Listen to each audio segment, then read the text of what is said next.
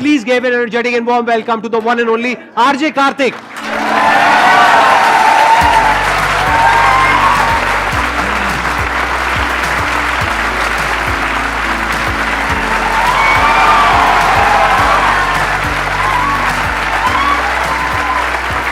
Please, right here. मैं अपने बारे में बता देता हूँ पहले थोड़ा। Please please. हाँ, तो दोस्तों, राजस्थान में एक झालावाड़ ज़िला है, उसमें भवानी मंडी नाम का एक छोटा सा कस्बा है। वो जो टाउन है सर, बड़ा इंटरेस्टिंग है। वहाँ पे जो रेलवे स्टेशन है, टिकट जो देने वाले हैं वो एमपी में बैठते हैं, टिकट लेने वाला राजस्थान में खड़ा होता है। सो वो डिवाइडेड इनटू 2 स्टेट्स। तो मुझे लगता है चेतन भगत जी को वहीं से आइडिया आया था 2 स्टेट्स का। तो प्लेटफॉर्म पर ये बड़ा कमाल का किस्सा है। वो भवानी मंडी एक ऐसा कस्बा है जहाँ से मैंने 18-19 साल में वहीं पला बढ़ा, और वहाँ से मैंने बड़े बड़े सपने देखना शुरू किया कि लाइफ में करना है तो कुछ बड़ा करना है। फिर मैं जयपुर में पढ़ने के लिए आया हुआ था, और वहाँ मैंने आरजे सिड को सुना, और उनको सुन के मुझे लगा कि यार ये तो मैं भी कर सकता हूँ, मुझे भी इसके लिए ट्राई करना चाहिए। तो मैं अब तक बड़ी बड़ी पर्सनैलिटीज़ से मिला हूँ, काफ़ी लोगों के इंटरव्यूज़ किए हैं, क्योंकि इस प्रोफेशन में मुझे 12 साल हो गए। लेकिन मुझे आज भी वो मुलाकात जो मैंने आरजे सिड से की थी, जो अब आरजे सिद्धू नाम से मुंबई में शो करते हैं, वो आज भी मुझे याद आती है कि उनसे हाथ मिलाना और वो बात करना, और वो जो 15-20 मिनट का इंटरेक्शन था। सो मेरी लाइफ का वो मेमोरेबल मोमेंट था जिसने लाइफ चेंज कर दी थी। फिर मैंने आरजे के लिए ट्राई करना शुरू किया। बहुत सारे लोग मुझसे पूछते हैं कि आरजे कैसे बन सकते हैं, क्या कर सकते हैं। मुझे लगता है कि सर, लाइफ में सिर्फ आपका हार्ड वर्क ही आपको सक्सेस दिला सकता है, उसका कोई शॉर्टकट नहीं होता है। सो मैंने 2000 तकरीबन मेरे पुराने लैपटॉप में रिकॉर्डिंग्स हैं, आरजेस जितने हुआ करते थे सारे चैनल्स के आरजेस को सुना। और एक एकलव्य वाली कहानी है, क्योंकि मैं छोटे कस्बे से आता, तो आपको मालूम है कि जो प्राइमरी एजुकेशन है उसमें प्रोनाउंसिएशन की बड़ी मिस्टेक्स थी मेरी, और एक अच्छा आरजे होने के लिए आपका प्रोनाउंसिएशन बहुत अच्छा होना चाहिए। तो मैंने डायरी में वर्ड्स को लिख लिख के प्रैक्टिस किया, सिमिलर वर्ड्स को, और फिर जैसे तैसे मैं तैयार हुआ।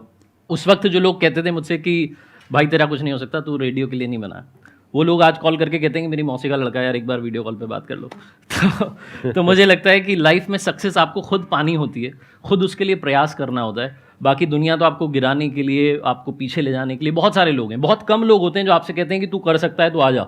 उनमें से एक सर हैं, उनके लिए जोरदार तालियां। अरे sir, thank you so much, thank you so much. मैं झूठ नहीं बोलूँगा, बहुत ईमानदारी से कह रहा हूँ कि जब मैं वहाँ खड़ा हुआ था, अभी तकरीबन 5 मिनट में था वहाँ पर, तो मुझे ऐसा लग रहा था कि मैं विजुलाइज कर पा रहा था कि आप किस पोस्चर से, किस तरीके से बात हो रही होगी। तो मैं इतना आपकी आवाज़ से फेमिलियर हो गया। तो मुझे लगता है एक चीज़ मैं इस पर कहना चाहता हूँ सर, अगर आप इजाज़त। Please please. किसी ने बड़े कमाल की बात कही है कि आवाज़ अच्छी हो तो कुछ लोग सुनते हैं, लेकिन अगर बात अच्छी हो तो बहुत सारे लोग सुनते हैं, है कि नहीं? ये है सर बात। थैंक यू सो मच जी। चलिए जी, अब अपना Q&A सेशन शुरू करते हैं। सर, मेरी लाइफ बहुत सॉर्टेड है, बहुत बढ़िया। फैमिली सॉर्टेड है, और अपना करियर भी मैंने छोटी एज में 3-4 अलग अलग चीज़ें ट्राई की हैं, और उसमें से जो मुझे अच्छा लगता है मैं वो कर रहा हूँ। बट इसके बाद भी कभी कभी वॉइड हो जाती है, क्रिएट हो जाती है एक ऑटोमेटिक वॉइड। मन नहीं करता किसी से भी बात करने का, चुप रहने का, अकेले रहने का मन करता है। तो ऐसा क्यों है लाइफ में? अदरवाइज सॉर्टेड है, सब सॉर्टेड है, सब सही चल रहा है कोई ना, प्रॉब्लम नहीं है, कोई कोई दिक्कत नहीं टेंशन है। ये भी तो दिक्कत है एक अपने आप में। I was about to say that, मैं यही बोलने वाला था कि ये बहुत बड़ी दिक्कत है कि सब लाइफ सही में कैसे सब चल कुछ रहा है? सही चल रहा है। जब सब कुछ परफेक्ट है तो बचा क्या लाइफ में करने के लिए?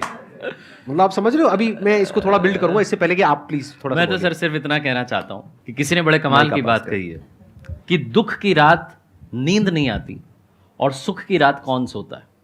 तो ना तो दुख की रात नींद आती है, और ना सुख की रात नींद आती है। सुख हो जाता है कि अरे यार अब तो क्या ही कर दिया, नींद ही नहीं आती। सच हुआ होगा आपके साथ। नींद कब आती है? जब ना तो सुख है ना दुख है, बीच में कहीं चल रहे हैं। So it's all about to create a balance in life. और कभी कभी ऐसा लग रहा है कि खालीपन है, तो उस खालीपन को महसूस कीजिए, अपने आप से बात कीजिए, घूमने चले जाइए, मोबाइल को हटा दीजिए।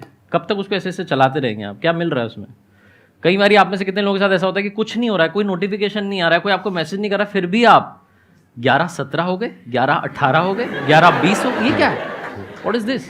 हमें इससे बाहर निकलना पड़ेगा, अदरवाइज हम उसके कंट्रोल में आ रहे हैं, वो हमारे कंट्रोल में नहीं रहा। अब हम देख रहे हैं ज़बरदस्ती।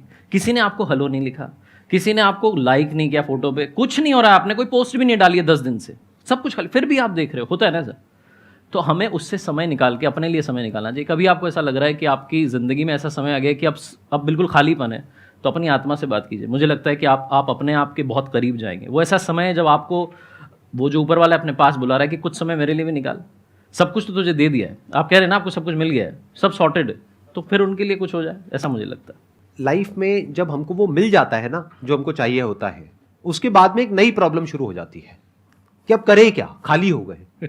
देखो, जिसकी लाइफ में कोई प्रॉब्लम है उसके पास में तो एक ही गोल है ना, और गोल बिल्कुल क्लियर है कि मुझे ये अचीव करना है। जब तक ये एंट्रेंस क्रैक नहीं हुआ, एंट्रेंस क्रैक करना है, उसके बाद में ये जॉब चाहिए, उसके बाद में ये करना है, वो करना है, व्हाटएवर। जब ये सब हो जाता है और आप जैसे खुद कह रहे हो कि लाइफ सेट हो गई है, ये बहुत ही एक, मैं क्या कहूं, एक बोरिंग स्टेट होती है जहां पर जा करके एक वॉइड फील होता है अंदर से। तो फिर उसमें क्या होता है कि लोग एस्केप करते हैं उस वॉइड से। एस्केप करने के क्या तरीके हैं? वही जो इन्होंने कहा कि या तो मोबाइल पे टाइम पास करते रहो, या थोड़ा सा 2-4 लगा लो लवली लवली, राइट? हाँ, दोस्तों के साथ में जा करके बैठ जाओ, उल्टी सीधी बातें करते रहो इधर उधर की, या कुछ भी किसी भी तरीके से टाइम पास करो। एक तो ये होता है जिसको हम टाइम पास कह रहे हैं, एक्चुअल में हम टाइम को किल कर रहे हैं। वो टाइम जो एक दिन हमें किल करने वाला है। ऐसे में आपको अपने आप से ये पूछना है, what next? Life eat sleep repeat वाले मोड में चली जाती है। जैसे बिल्कुल ऐसा है, एक मूवी आपने देख ली, बहुत अच्छी लगी पहली बार में, फिर दोबारा देखी क्योंकि बहुत अच्छी मूवी थी, दोबारा देखी, तिबारा देखी, फिर 4 बार देखी। अब आप कह रहे हो मैंने मूवी को वही बार बार लूप में देख रहा हूं और 1 साल से देखता चला जा रहा हूं डेली, अब थोड़ी बोरिंग हो गई है। तो बोरिंग होगी ना। ये जो वॉइड है, ये पता है क्या है? ये एक ऐसी फीलिंग है कि आप अंदर से कुछ और करना चाहते हो अपनी लाइफ में, लेकिन जो चल रहा है, जैसा चल रहा है, उसकी आदत हो चुकी है, उससे बाहर भी नहीं निकलना चाहते। तो एक तरफ से आप बाहर निकलना भी चाहते हो, लेकिन निकलने के लिए जो करना पड़ेगा, उसके लिए जो एफर्ट करना पड़ेगा, वो हम नहीं करना चाहते। इसको कंफर्ट जोन बोलते हैं कि मतलब अब आपकी लाइफ कंफर्टेबल हो गई है। लाइफ में ना 2 चीजें होती है, एक होता है जो बेसिक हमारी नीड्स होती हैं, जरूरतें होती हैं, जब वो पूरी हो जाती है उसके बाद आदमी भागता है कंफर्ट के पीछे। जब लाइफ कंफर्टेबल भी हो जाती है तो अब कुछ बचा ही नहीं लाइफ में। अब जैसे इन्होंने कहा, अब आपको अगले गोल के बारे में सोचना है। अगला गोल क्या है? अपनी स्किल्स को अपग्रेड करो, अपने लिए कोई चैलेंजेस क्रिएट करो, लाइफ में अपने लिए कोई प्रॉब्लम क्रिएट करो। अगर नहीं है तो हमें ये लगता है problem free life is good. अरे नहीं, बोरिंग है। प्रॉब्लम क्रिएट करो अपने लिए, कोई ना कोई चैलेंज क्रिएट करो। जैसे अब सोचो मेरी लाइफ कितनी कंफर्टेबल है, अगर वैसे आप देखो तो। आपको वैसे पता नहीं है लेकिन हाँ, मतलब वैसे बहुत कंफर्टेबल है as far as my business is concerned. लेकिन तब भी ये सब कर रहा हूं ना। क्यों कर रहा हूं? क्या जरूरत है? लगाओ, थोड़ा सा दिमाग लगाओ, क्या जरूरत है? आपको एक्चुअली जो लाइफ का जो हाईएस्ट पॉइंट है, मतलब एक्सप्लोरेशन के इस डेप पर जाना है कि ये हर चीज़ आपको एक्सप्लोर करनी होती है। अभी फॉर एग्जांपल ये सेशन से भी आप कुछ सीख रहे हो, सर से भी कुछ सीख रहे हो, पब्लिक से कुछ सीख रहे हो, तो आपको एक्सप्लोरेशन आपका मेन ये है, मतलब मोटिव है लाइफ का। तो वो उसका तो कोई एंड ही नहीं है ना सर। एक्सप्लोरेशन तो आप फिर यूनिवर्स को एक्सप्लोर कर सकते हो, खुद को एक्सप्लोरेशन कर सकते हो, थॉट को एक्सप्लोरेशन कर सकते हो। तो ये आपका पर्पस है। Absolutely right. हाँ,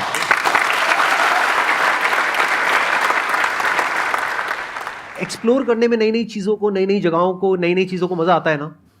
मानो यूनिवर्स है, उसको आपको एक्सप्लोर करने का मौका मिल रहा है, मजा आएगा या नहीं आएगा?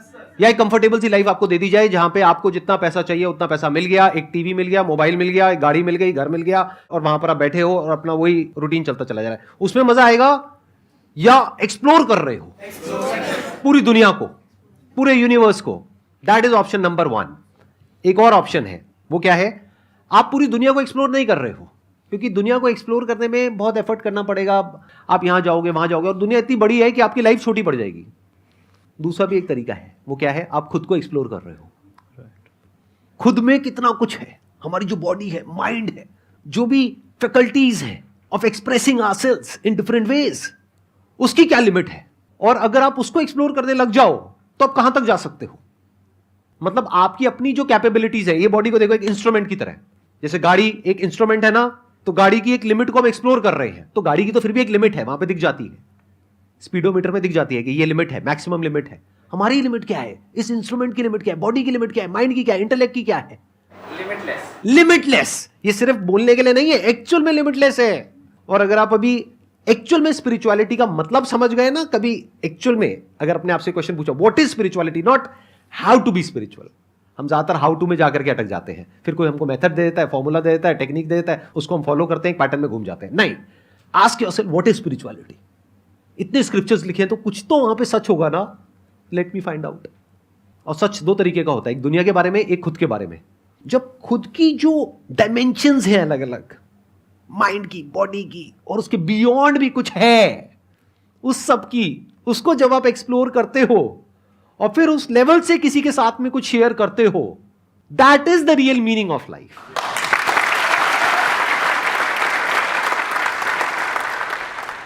सर मेरा क्वेश्चन ये है like when you are moving towards a path there are points कि आपको फीडबैक मिलता है, नेगेटिव फीडबैक होता है या सीनियर ने कुछ बोल दिया in job, then you feel down and those words affect you a lot. काफ़ी लोग ऐसे भी होते हैं जो ज़बरदस्ती आपके पीछे पड़े होते हैं, जिनको इस बात से ही चिंता है कि ये वहाँ कैसे पहुँच गया, संदीप सर से कैसे मिल लिया. भगवान गौतम बुद्ध की एक कहानी है, वो अपने शिष्य आनंद जो उनके सबसे प्रिय शिष्य थे, उनके साथ में एक बार जा रहे थे. सुनाता हूँ सर अगर आप कहें तो. प्लीज मेरे को मजा आ रहा है. हाँ. तो भगवान गौतम बुद्ध अपने प्रिय शिष्य आनंद के साथ में जा रहे थे और एक गांव से गांव दूसरे गांव जाते रहते थे. रोज़ उनका रूटीन था, प्रवचन करते थे. तो जब वो जा रहे थे तो उन्हें रास्ते में काफ़ी देर से चल रहे थे, आनंद थक चुके थे, उन्हें लग रहा था अब रुक जाना चाहिए, ये चलाए जा रहे हैं. जैसे मान लीजिए मेरे बॉस हैं, ये गुरु हैं, तो ये चलाए जा रहे हैं, मैं आनंद हूँ, मुझे लग रहा है कि क्या हो रहा है. तो एक व्यक्ति मिले, खेत में काम कर रहे थे, किसान थे. तो उनसे पूछा कि वो गाँव कितनी दूर है. उन्होंने कहा बस आने वाला है, 2 मील दूर है. तो उन्होंने कहा ठीक है. चलने लगे. वो आ ही नहीं रहा था. आनंद को भी लग रहा था कि 2 मील तो निकल गए आराम से, जितना कैलकुलेट कर पा रहा हूँ. फिर एक महिला दिखी जो लकड़ी उठा करके जा रही थी, तो उनसे पूछा कि माता जी गाँव कितना दूर. उन्होंने कहा अरे बेटा बस पहुँच गए, आने ही वाला है. फिर चलने लगे. आनंद को लग रहा था गुरुजी कह रहे हैं तो चलना ही है. फिर तीसरे सज्जन मिले. जब उनको कोई मिल रहा था तो भगवान गौतम बुद्ध उसको देख के मुस्कुरा रहे थे और वो भी उनको देख के मुस्कुरा रहा था. तीसरे वाले मिले तो उन्होंने भी कहा बस आने ही वाला है, आप पहुँच गए हो. अब की बार आनंद का दिमाग खराब हो गया. उन्होंने झोला उठा के नीचे पटका, बोले गुरुजी बहुत हो गया, और ये क्या चल रहा है कि आप मतलब मैं आपका बहुत सम्मान करता हूँ लेकिन आप बार बार हंस रहे हो. बोले आनंद वो गांव दूर है, वो 20 मील दूर है, लेकिन ये जो 3 लोग मिले इन्होंने हमें 6 मील तक तो पहुंचा दिया. इन तीनों का शुक्रिया कि इन्होंने हमें कहा, इनका धन्यवाद कि आने वाला है. इसी चक्कर में हम 6 मील चलाए, तुम्हें पता भी नहीं चला. सो लाइफ में ऐसे लोग बहुत कम हैं जो आपको इस तरीके से आगे खींच रहे हैं, आगे बढ़ा रहे हैं. ऐसे लोग ज़्यादा है जो टांग खींच रहे हैं. मुझे लगता है किसी ने बड़े कमाल की बात कही है कि लोगों की टांग खींचने के बजाय उनका हाथ खींचना चाहिए ताकि हम उन्हें आगे बढ़ा पाएं. तो ऐसे लोगों के संपर्क में बहुत बढ़िया. और जो आपके पीछे पड़े हुए हैं, जिनको इस बात से दिक्कत है कि इसको जॉब कैसे मिल गई है, इसको कैसे तो भी इसका माइंड खराब करना है, ऐसे लोग हमारे आसपास होते हैं, मानो या ना मानो बहुत सारे लोग हैं. तू क्यों चला गया वहाँ सेशन में, क्या मिल गया तुझे, ऐसे दोस्त आपके भी होंगे ना. आप बताओगे अभी शाम को कि संदीप सर से मिला था, आरजे कार्तिक आए थे, क्या चला गया, क्या कर लिया तूने, राइट. ऐसे लोगों के लिए सर किसी ने बड़े कमाल की बात कही है कि लोगों की बातों को दिल से मत लगाना. लोग तो अमरूद खरीदने से पहले पूछते हैं कि मीठे हैं ना, और बाद में नमक लगा के खाते हैं. बहुत बढ़िया. लोग तो ऐसे होते हैं. तो आप ज़्यादा चक्कर में मत रहिए, आप बहुत अच्छा कर रही हैं. आप जैसा सर ने बताया कि ये जो हमारी शरीर की जो यात्रा ये अनंत है, हम कहीं भी पहुंच सकते हैं, कुछ भी कर सकते हैं. तो आप उनका लोड मत लीजिए. आप ये सोचिए कि मैं अच्छी हूँ, अच्छा करूँगी. जहाँ आपको लगता है कि सही बात बोली उसको नोट डाउन कर लीजिए कि यहाँ मेरे फायदे की है. जहाँ आपको लगता है कि ज़बरदस्ती बोली गई है तो उसको अवॉइड कर दीजिए. इग्नोर का बटन बहुत आसान होता है, उसको दबाते चलिए, अच्छा रहेगा. बाकी सर ऐड करें. मैं थोड़ा सा यहाँ पे ऐड करूंगा. एक पॉइंट तक आप उनको इग्नोर कर सकते हैं जब तक कि वो आपके काम के बारे में बात कर रहे हैं. But once it gets personal, दोनों में बड़ा फर्क होता है. एक है आपके काम को क्रिटिसाइज करना, एक है आपके बारे में कुछ ऐसा बोलना जिसकी वजह से आपकी सेल्फ एस्टीम हर्ट होती है. There you have to take a stand. But at times you feel that if they are your family, you feel that you are disrespecting them if you are like replying back to them. कोई भी आपको criticise कर रहा है तो जरूरी नहीं है वो आपका दुश्मन है, हो सकता है वो आपका दोस्त है. इनफैक्ट दोस्त ही क्रिटिसाइज करते हैं जो अपने होते हैं. वही तो आपको बताएंगे ना अब आप गलत ट्रैक पे हो या आप सही नहीं कर रहे हो, आप गलत कर रहे हो. जैसे कस्टमर्स है वो क्रिटिसाइज करते हैं हमारे प्रोडक्ट को, सर्विसेज को, वो बोलते हैं नहीं इसमें ये खराब है वो खराब है, तो वो कोई दुश्मन थोड़ी ना हो गए. लेकिन अगर कोई आपकी सेल्फ एस्टीम को, सेल्फ रिस्पेक्ट को हर्ट कर रहा है, there you have to take a stand. मेरी एक लाइन है जो मैंने अपने कई सेशंस में अलग अलग बार बोली है, अलग अलग तरीके से. आज एक बार फिर रिपीट कर देता हूं उस चीज को. आपको लाइफ में पावरफुल बनना है, इसलिए नहीं कि आपको पावरफुल बन करके किसी का टॉर्चर करना है या किसी को दबाना है. आपको पावरफुल बनना है ताकि ये दुनिया आपका टॉर्चर ना कर सके. क्या बात.